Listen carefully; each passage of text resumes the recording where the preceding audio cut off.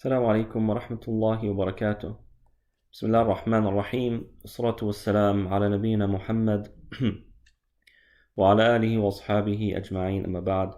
Inshallah, today we are on chapter 48, surah Al-Fatih, verse 29, which is the last verse of the chapter.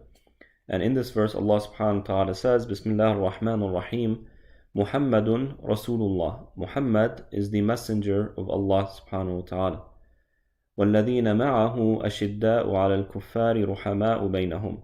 And those who are with him, those who follow him, are tough with the rejectors of theology and the rejectors of Islam, while merciful amongst one another.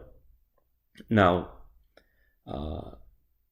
this verse in its entirety is actually a description of the companions, the first generation. And we as Muslims, we hold high reverence for this generation. And the reason is because Allah subhanahu wa ta'ala did. Meaning, when the average Muslim believes that Abu Bakr, Umar, Uthman, Ali, and that first generation are an exemplary generation, it doesn't come from a belief that these were extraordinary individuals or that these individuals are infallible, but rather the reverence comes from Allah subhanahu wa ta'ala's description of them. So we love the companions because Allah loves them, and we take the companions as role models because Allah and His Messenger told us to do so. We consider the companions, the entire generation, to be the best of believers because Allah and His Messenger told us. And we do not speak about them except with the utmost respect and honor, not because they are infallible, not because they didn't make any mistakes. They were human beings like us. They made mistakes, they feuded with one another, and sometimes that got violent, as our history shows us. But that does not change the fact that Allah subhanahu wa ta'ala said that He is pleased with them. So our understanding, our belief when it comes to the companions is precisely that. So the issue of companions, you'll commonly find it in the books of Aqidah, of Creed, right? Not because they are a fundamental part of our religion. In other words, if someone were to accept Islam, but because they had no access or very limited access to Islamic scholarship, they knew nothing about the companions. They just knew that there was this man named Muhammad, Allahumma salli wa sallim alayhi, and he came with this message of Tawheed, and they believe in it, and they believe in the Quran, but they don't know who the companions are. They don't know that there was a companion named Abu Bakr or Umar or Ali or Uthman. They never heard these names, right? That doesn't degrade their iman. That doesn't take away from the fact that they are still believers. So our belief in the companions, our position in regards to the companions is found in the books of theology, but it's not a pillar of Islam. Rather, it's a theological issue because it has to do with Allah's opinion of the companions. So we are pleased with the companions because Allah subhanahu wa ta'ala is pleased with them, and He stated that in the Quran. And therefore, someone who openly degrades a companion, who intentionally speaks of a companion in a ill manner, that is very much frowned upon, because it's as if they are disregarding Allah subhanahu wa ta'ala's position about the companions themselves. So this is the idea here. So when Allah subhanahu wa ta'ala is dedicating a verse that's almost a half a page long, just describing the nature of the companions and who they were and their characteristics, it's just telling us that Allah subhanahu wa ta'ala is letting us know this is an ideal, an exemplary illustration of the effects of belief. Belief was perfectly embodied, or very profoundly embodied, by this generation. And this brings up the question, what made them so good? why were the companions so successful in Iman? And there are three elements that come to my mind. Maybe there are more, but I think there are three fundamental reasons why. The first one was their direct relationship to the Prophet ﷺ. So the Prophet is the physical manifestation, the human embodiment of the Quran. And therefore, seeing the Prophet ﷺ, his behaviors, his characteristics, how he dealt with things, having access to him to be able to ask him the questions, gave this generation the most pristine embodiment, illustration, the most pristine understanding of the Quran itself. And therefore, they were able to follow Islam in the most pristine of manners. Whereas with time, and when time goes on and there's a distance or a gap between a generation and the nur, the light of prophethood, you find that foreign elements, foreign ideas enter Islam, and certain sunnahs become less practiced. And in this regard, the Prophet ﷺ says, "Man ahya sunnatan maytatan falahu ajru mithlu ajr kul man amila bihi aw kama qala alayhi salatu wassalam." The Prophet ﷺ says that whoever revives a dead sunnah, then they get the reward of all those who practice that sunnah, without them losing any reward, and without us being, or the one who revived the sunnah, without them being, without any reward being lessened in that regard. So you have this, and it's very much part of our religion. But in some, the reason why we revere the companions is because Allah subhanahu wa ta'ala revered them. Now one might ask and say, look how they treated one another. Some might come and say that, Ali was disregarded when it comes to the issue of the Khilafah, and he is the relative of the Prophet ﷺ, closest in bloodline. And others might criticize and say, look how the companions entered a civil war and they fought each other, and you can have accusations there. And the answer to that is what the scholars said, right? That doesn't change the fact that Allah subhanahu wa ta'ala stated in the Quran that He is pleased with them. And Allah subhanahu wa ta'ala is not going to say He is pleased with them only to become displeased with them later on. So if Allah subhanahu wa ta'ala, or Allah knowing their futures and what they're going to do, right? If Allah saw that they were to do things that would lead them to Allah's displeasure, He wouldn't say that He is pleased with them in the first place. The Quran is an eternal document. It's preserved. It's not going to change. And therefore, everything that's in the Quran is truth. So Allah subhanahu wa ta'ala said He is pleased with them. Right? And therefore, despite their feuds, that is something that occurred, and it is a dark time in Islamic history. But what happened, and that is a deep issue. It's not a simple issue, right? But in some, Allah subhanahu wa ta'ala is pleased with them. As for their disputes, there was a lot going on that we might not fully understand, or we might not have all the information about that, or in regards to it. So for example, in the battle of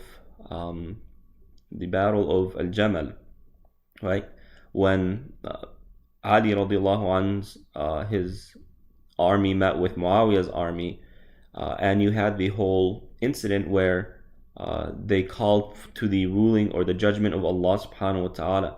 This is where things really got bad, and battle occurred, people were killed, as any battle would lead to.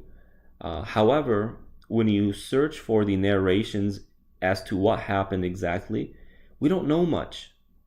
There's very limited information, even though that was a very decisive moment in Islamic history, or at least in regards to that civil war. So for us to start judging and saying, oh, so-and-so is right and so-and-so is wrong, it's really not for us.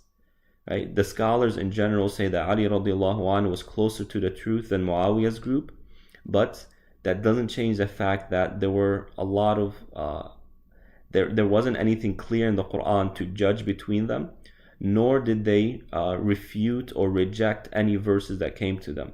And this leads to the second element, or the second characteristics of the Prophet, that of the companions that made them the best of generations, and that is their pristine understanding of the Quran itself. And the companions, yes, they would disagree, and they would discuss, even in the time of the Prophet ﷺ, and there are examples of that. However, when a clear verse or hadith comes to them, they all accept it, and they all submit to the scripture. So when the Prophet ﷺ passed away, and they were discussing the khilafah and who should follow, who should be given the khilafah, or who should become the khalifa, they disagreed. The Ansar said, hey, we're the ones who hosted you guys, this is our native land, and we know this area better than you guys, we should be the leaders, the khulafa should be from amongst us. And the muhajirin, the companions from Mecca, disagreed. They said, no, that's not the case. We are, etc. And the discussion occurred. But then a hadith came to them, or the saying of the Prophet ﷺ came to them, that said, Al-a'immatu min Quraysh. The political leaders are from Quraysh. And once they heard that, they all accepted. So that was of the nature of the companions. And the third element of the companions that made them the best of the best was their akhlaq, their manners and ethics. Allah subhanahu wa ta'ala praises the Prophet ﷺ for his characteristics. وَإِنَّكَ لَعَلَى خُلُقٍ عَظِيمٍ. You are of the exemplary, or the most exemplary characteristics and manners. So the companions were able to embody Islam in its most pristine form because of their manners and their characteristics. That includes generosity, graciousness, compassion, forgiveness, etc. And these are quite critical to our relationship with Allah subhanahu wa ta'ala himself. Someone as Imam Ahmad rahimahullah ta'ala says that he was in a discussion with other righteous people, and something that they all agreed upon was a stingy person cannot reach a high level of iman, or they cannot reach a strong relationship with Allah subhanahu wa ta'ala, because Islam in its entirety, all of its elements, is about sacrifice, and generosity is about the willingness to sacrifice. But someone who is stingy is someone who's not willing to sacrifice. So when you look at salah, you're sacrificing some of your time, and sometimes some of your own comfort, because if you have to pray in a public area, then that's discomforting. Zakah is about sacrificing some of your money. Fasting is about sacrificing some of your comfort and your pleasures and your energy. Hajj is about sacrificing all of that. So someone who is incapable or has a lot of trouble sacrificing, then they're going to have a tough time developing a strong and healthy relationship with Allah subhanahu wa ta'ala. I don't mean that they cannot be good Muslims. Of course they could be good Muslims. They could be praying and fasting, etc. But to reach the higher levels of iman, that requires generosity and graciousness. It requires forgiveness, right? To be able to overlook the shortcomings of your brothers and your sisters in order to be able to continue to display ihsan, excellence, towards all of humanity, etc. So those were the three things that made the companions the exemplary generation that they were. So Allah subhanahu wa ta'ala also says in this, going back to the verse, تَرَاهُمْ رُكَّعًا سُجَّدًا يَبْتَغُونَ فَضْلًا مِنَ اللَّهِ وَرِضْوَانًا. You see them in a lot of bowing and a lot of prostration, seeking the bounties of Allah and His pleasure. So ruku' and sujood, as we obviously know, are the two primary positions, or two of the primary positions of salah. So Allah subhanahu wa ta'ala is pointing to the fact that they pray. Their consistency in prayer, their love of prayer, their resort to prayer for their needs, their comfort, their relaxation, that's what they do. So for the companions, when they wanted to relax and chill, today we want to chill, we kind of sit down, maybe turn on a movie, we go and entertain ourselves. But for the companions, their chilling and their ease and comfort and relaxation was to pray, because that made them feel comfortable. that made them relax. It takes their mind off of everything, and they just focus on Allah. And there are studies which show the benefit of focusing on Allah subhanahu wa ta'ala and how that relaxes the body. And their pursuit, their goal is the bounties of Allah and His pleasure. So this helps resolve a question that I sometimes get asked. Is it okay for someone to do something because they want Jannah?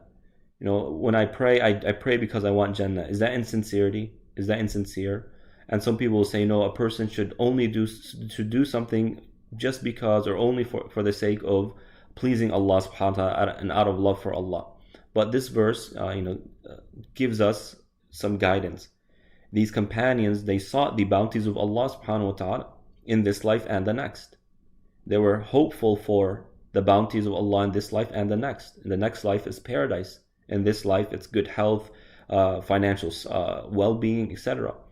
At the same time, they pursued Allah's pleasure. And these things go hand in hand. Because in order to develop a relationship with Allah, it needs to be two ways.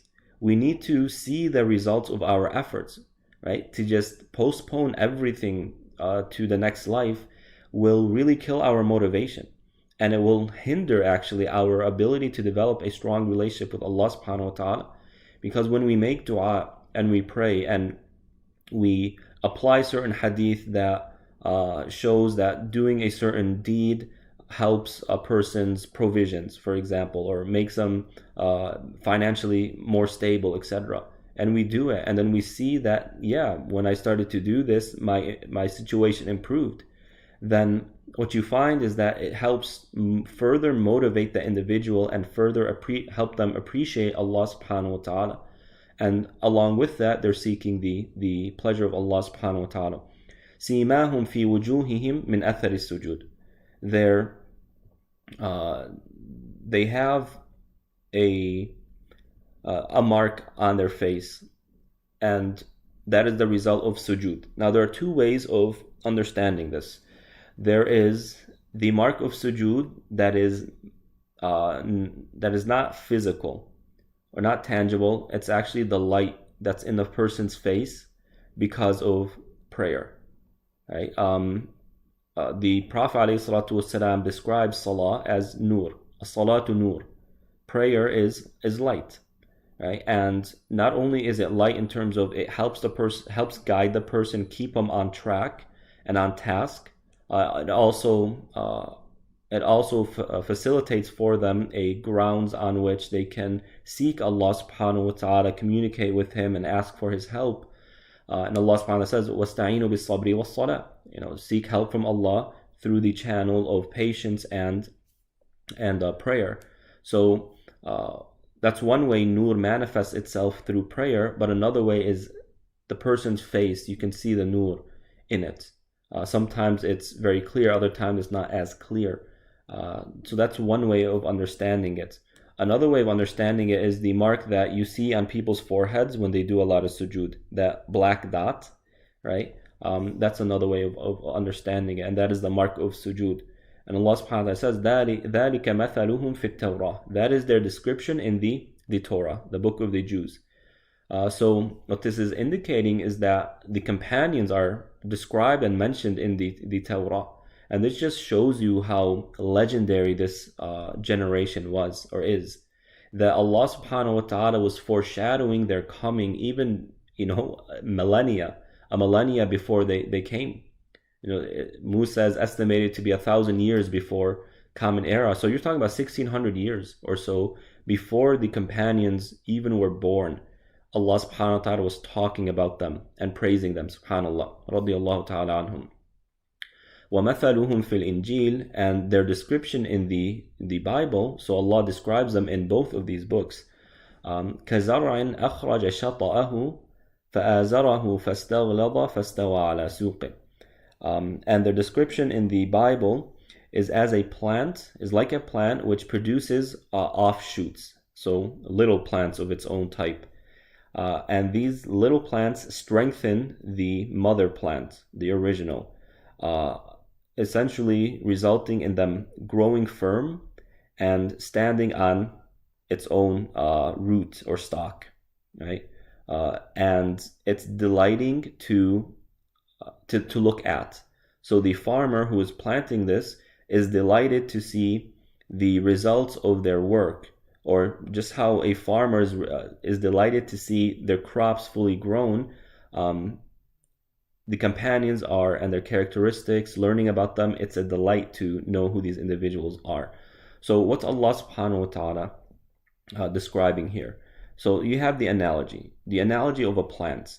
And this analogy is like the analogy of the tree in Surah Ibrahim that we went over several days ago.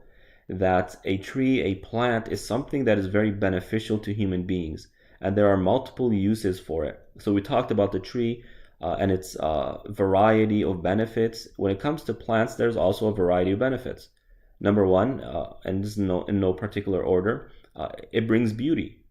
When you have a backyard or a garden or an area and it's full of flowers, it's beautiful. It's colorful.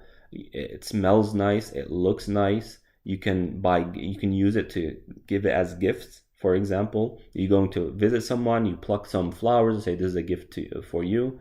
It helps, keep love alive between married couples. Likewise, it can be used sometimes. Some plants can be used in foods, right? Mint is a plant, and you have a lot of other plants that are used in foods. Likewise, it can be used in remedies, herbal drinks, remedies, etc., pastes, ointments. So there's a lot of benefits to it.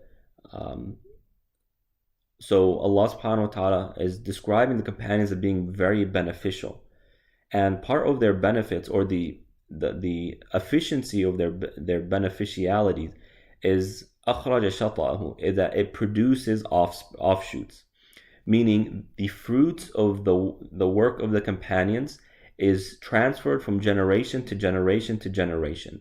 That's how successful they were. When you look at a corporation or a government or a nation, a kingdom, etc., there's a lot of work that needs to be put in order to keep the entity stable and continuing to flourish. Sometimes a polity is able to last 80, 90 years, a few decades. Other times, a few centuries. Some of the longest living empires in human history, one of them is the Ottoman Empire, that was around 700 years. That's absolutely phenomenal at the historical level, even at the political level. That's amazing how a government or a entity was able to stay intact for that long. When you look at corporations, the major corporations today, like Pepsi and other corporations, Nestle, other ones that were their longest living corporations. That's a big accomplishment, and that's something they boast about. Established in this year, and you see it on their products, etc. Oh man, this company was established in the late 1800s. Man, this is an old company, and also it shows experience. The idea is that when something is very well built and strong, it remains even after the individuals who might have established it or made it pass on. Likewise, the companions were like that. Look at the fruits of the work of the companions. Sure, the companions had a civil war, but why don't we rewind a few years prior to that? The companions began as a small group of Bedouin Arabs in a desolate land, and within 30 or 40 years, the companions, this generation, were at the borders of China and Europe. It's unbelievable. It is absolutely unbelievable how successful they were. And those who describe the Prophet ﷺ as the most influential individual in human history, this is what they point to. They say that no one had so much success in as little time as the Prophet ﷺ. 23 years. The Prophet ﷺ and the companions initiated a movement that would change the face of the world. This is the extent of Islam and the companions. So Allah subhanahu wa ta'ala is pointing that out here, that their works produced there were fruits to their efforts and their works. It wasn't something that was exclusive to themselves, but rather they created a legacy that still lives on today. We still talk about the companions. About a year ago or so, we had at OCIF, we had the series on the companions, the stories of the companions. And we take lessons and morals from them. And Allah subhanahu wa ta'ala is showing that here. So we are a product of their efforts. And what Allah subhanahu wa ta'ala is very beautifully doing here is showing how the companions are a source that branched out and produced offshoots, right? But it's not just, Islam isn't just sourced in the companions. Allah subhanahu wa ta'ala then says, فَآزَرَهُ, these offshoots supported the source. And this goes back to the notion that we all know that this ummah is one nation. If one part of the body, one part of the nation is suffering, the rest of the nation is suffering. But if one part is strong, it helps strengthen the other ones. So it's a legacy. It's not just, Islam isn't just the companions. We as the product of the companions and their efforts, right? Look at your ethnicity, for example. I'm Palestinian. Palestine isn't in the Arabian Peninsula.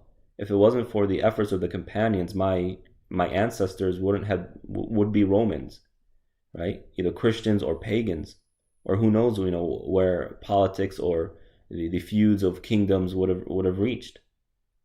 If you're from the Desi community, southern sub-Asian continent, if you're from Western or Northern Africa, right? Albania, Turkey, Afghanistan, etc. We would not be Muslims if it was not for the companions. So they produced us, and it's upon us to support them. And one way we can do that is constantly reviving the beliefs and the positions of the companions. It is a slogan amongst scholars that we understand Islam, we understand Quran and Sunnah the way, or let me reword this. Our understanding of Quran and Sunnah is, we use the companions as a means of understanding the Quran and Sunnah. That's what I'm trying to say, right? So we bolster Islam through the companions. We strengthen Islam through the companions. And essentially we are working to keep their biographies alive, to keep their efforts alive, to replicate their efforts in a way that's relevant to our modern times and very different times. And we work to push back against any false claims against the companions or any attempts of adulterating or tarnishing their reputations. فَاسْتَغْلَظَ فَاسْتَوَى عَلَى سُوقِهِ. Right? And this dynamic here, it essentially strengthens each other. The companions bring us strength, and we bring strength through the companions to Islam. And the result is that you have a very strong plant that is upright, and it's beautiful as well. يُعْجِبُ الزُّرَّاعَ. When people look at it, they're fascinated. And subhanAllah, when I work with interfaith, and there's a lot to learn, a lot of lessons that I've learned via interfaith, because some of these people, they're truly sincere. Yes, their theologies are problematic and we disagree with them, but you feel that sense of sincerity, that they think what they're doing is pleasing to Allah subhanahu wa ta'ala. One individual, a pastor actually, who's become a friend, said that one day he was outside walking, running towards his car because it was a rainy night, a very rainy night. And he says that as he was walking towards his car, he sees a Muslim open his trunk, pull out a prayer mat, lay it on the floor, and pray in heavy rain. And this individual, this pastor, said that he put me to shame. I felt ashamed. And maybe if you participate in OCIF's interfaith events, something that is a reoccurring that we hear often is that these other religions look to Muslims in terms of their engagement in worship of Allah subhanahu wa ta'ala. Muslims pray 5 times a day, we Christians, and we don't do it as much, or we Jews, we don't do it as much. and you can see that they're in a sense they're taking us as role models when it comes to our implementation of worship and our relationship to Allah subhanahu wa ta'ala. And here Allah subhanahu wa ta'ala is describing it. So you have that effect. Some people are amazed by the embodiment of Islam and how it affects itself, or how it presents itself through Muslims. But for others, لِيَغِيظَ بِهِمُ الْكُفَّارِ, for the enemies of Allah, it makes them very upset. It makes them enraged when they see it. Why? Because we are, as Muslims, as believers, what we represent, what we embody is antithetical to what they want. When a person is trying to spread fahisha, indecency, right, fornication and nudity, yet the believer, the Muslim woman, comes and she's wearing very modest clothing and she's covering her hair, right, or she might be covering her face even, and they're enraged. Why is that? My wife, when she first came to America, she's asking, why are people looking at me? I said, for some, they're just curious. They see it interesting. But for others, you represent something that they think is antithetical to them. Their belief in freedom of choice. You have a statue of a woman, exposing herself, and it's propped up somewhere in Los Angeles, I think. And then this other woman chooses to cover herself. I mean, it's opposites. They contradict itself.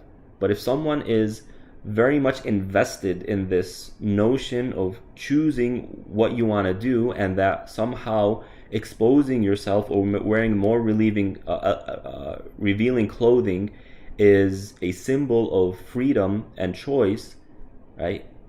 It's seeing a hijab is not going to go well for that individual. And then Allah subhanahu wa ta'ala concludes the verse by saying, وَعَدَ اللَّهُ الَّذِينَ آمَنُوا وَعَمِلُوا الصَّالِحَاتِ مِنْهُمْ مَغْفِرَةً وَأَجْرًا عَظِيمًا.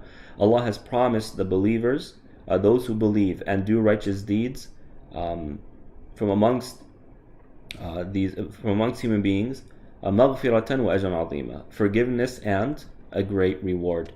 So Allah subhanahu wa ta'ala says that these people have two elements that they are living by: faith, their creed, and number two, action. So they have belief and they have action. So Allah subhanahu wa ta'ala rewards us with two things as well: maghfirah, forgiveness, and a great reward. So we ask Allah subhanahu wa ta'ala to help us follow in the footsteps of the companions. We ask Allah subhanahu wa ta'ala to use us as a means of spreading their biographies and preserving their dignity and their honor from those who seek to tarnish it or to represent them in incorrect manners. Wa jazakumullah khair. Inshallah, Thursday night will be the khatim of the Quran, and we will be joined by Sheikh Yasser Fazaga for another special nightly reflection. That's this Thursday, starting at 9:30. Please invite and share. I'm just about to put out the flyer, so spread it, share it, and we hope to see you there. Please support OCIF. We need your support. Our masjid, like all masajid in America, are supported and run and funded by the generosity of the community. So we hope to see you then. Wassalamu alaikum wa rahmatullahi wa barakatuh.